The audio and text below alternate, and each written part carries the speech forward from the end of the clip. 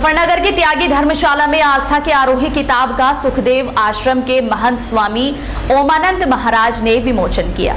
मुजफ्फरनगर के friends colony स्थित त्यागी धर्मशाला में स्वर्गीय चतर सिंह शर्मा पूर्व प्रधानाचार्य जय हिंद इंटर कॉलेज चरथावल के जीवन दर्शन पर आधारित पुस्तक आस्था के आरोही का विमोचन के शुभ अवसर पर उपस्थित अतिथि श्री श्री ओमानंद सरस्वती जी पीठाधीश सुखदेव आश्रम सुखतीर्थ और विशिष्ट अतिथि कर्नल तेजेंद्र पाल त्यागी, राष्ट्रीय अध्यक्ष राष्ट्रीय सैनिक संस्था आस्था के आरोही के लेखक दुष्यंत कुमार त्यागी, पूर्व प्रधानाचार्य केंद्रीय विद्यालय अरुणाचल प्रदेश मौजूद रहे। कार्यक्रम की अध्यक्षता सत्य प्रकाश त्यागी एडवोकेट ने की। मुख्य अतिथियों ने कहा कि यह पुस्तक स्वर्गीय चतर सिंह शर्मा के जीवन दर्शन तथा उनका ईश्वर के प्रति लगाव, समाज कल्याण करने की गहन इच्छा को दर्शाती है। विशिष्ट अतिथि कर्नल तेजेंद्र पाल त्यागी ने इस पुस्तक को आज के युवाओं के लिए प्रेरणा बताया और कहा कि हमें अपने धर्म संस्कृति से जुड़े रहना चाहिए। सत्य प्रकाश त्यागी ने कहा कि स्वर्गीय चतर सिंह केवल एक शिक्षाविद ही नहीं बल्कि एक संत भी थे। वह वितराग श्री श्री स्वामी कल्याण देव जी के प्रिय पात्र भी थे। शिक्षा के प्रचार प्रसार में काफी योगदान दिया। इनका परिवार भविष्य में इनके सिद्धांतों का अनुवर्ती बना रहे,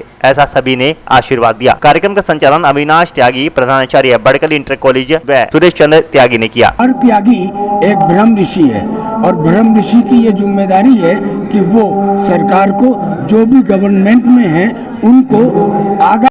उनको सलाह दे कि सही रास्ता क्या है।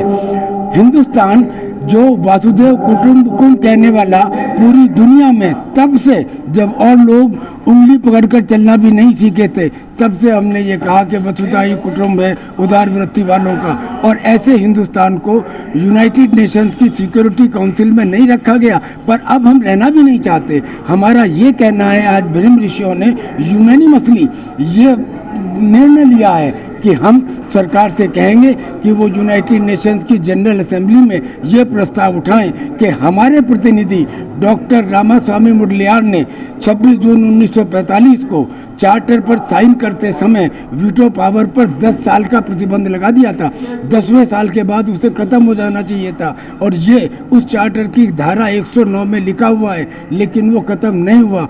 तत्कालीन सरकारों ने इस पे एक्शन नहीं लिया, लेकिन कम से कम वर्तमान सरकार तो इसके ऊपर एक्शन ले।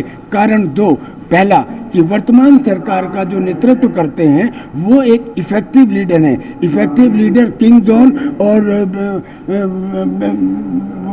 पुतिन भी होंगे और भी होंगे, लेकिन वो सम्मानित नहीं है। आज पूरी दुनिया में इफेक्टिव और रेस्पेक्टेबल लीडर सिर्फ एक है, आप समझ रहे हैं। अब उनकी जिम्मेदारी बनती है कि वो जनरल असेंबली में इसे उठाएं, वीटो पावर को ख़त्म करें, तो दुनिया में जो पाप और घृणा की जड़ है वो खत्म हो जाए और फिर वसुदेव कुटुंबकम का राज हो। आज की युवा पीढ़ी के बारे में क्या कहेंगे?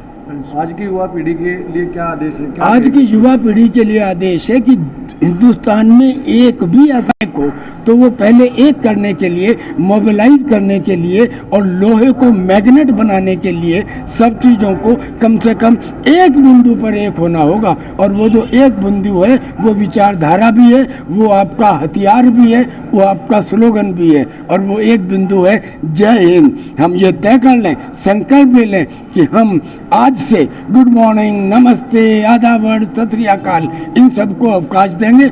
सार्वजनिक स्थानों पर कंपल्सरीली जय हिंद बोलेंगे और जय हिंद बुलवाएंगे। कल्पना कीजिए जब हम जय हिंद बोलते हैं, जब हम जय हिंद बोलते हैं 2-4 सेकंड तो देश प्रेम और देशभक्ति की भावना आपके दिमाग के चारों तरफ रहती है। त्यागी यानी कि ब्रह्म ऋषियों के बच्चे, इतने अच्छे लोग अगर दिन में कई बार पूरे श्रद्धा, प्रेम और विश्वास के साथ जय हिंद बोले तो शब्द कभी ब्रह्मांड में बढ़ते नहीं है। उनका चुंबकीय स्पंदन बराबर गुंजायमान होता रहता है। आज हो सकता है इस त्यागी भवन से ही देशभक्ति का अंकुर फूट जाए।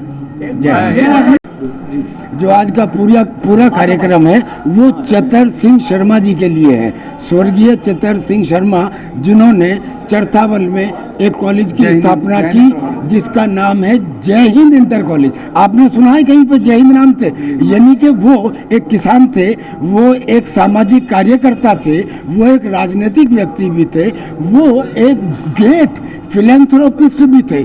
उन्होंने गरीब लड़कों को अपने यहाँ बुला के पढ़ाया उन्होंने ऐसे लोग जो जय हिंद इंटर कॉलेज में बाहर से एग्ज़ाम देने आते थे और जिनके रहने सहने का ठिकाना नहीं था, उन्हें रखा। जिस बिल्डिंग में आप खड़े हैं ये उनकी बनाई हुई, और ऐसी एक नहीं, ऐसे कम से कम 50 संस्थान हैं जो चतर सिंह जी ने किए। इसीलिए उनके बारे में ये कहा जाता है कि सैकड़ों साल नरगिस अपनी बेनूरी पर होती है, तब कहीं जाकर होता है चमन में दीदावर पैदा।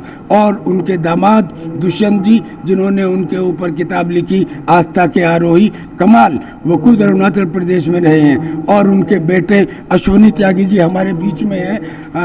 उन्होंने, अश्वनी त्यागी जी एक डाई हार्ड पैट्रियट हैं, देशभक्त हैं। इन्होंने अभी 23 मार्च को चंद्रशेखर आज़ाद, राजगुरु और सुखदेव की प्रतिमाओं को कारगिल शहीद स्मारक में स्थापित करने में योगदान दिया, और विशेष योगदान दिया नवीन त्यागी जी ने। हमें सर आप लोगों के ऊपर गर्व है, बहुत गर्व है। Thank you very much sir.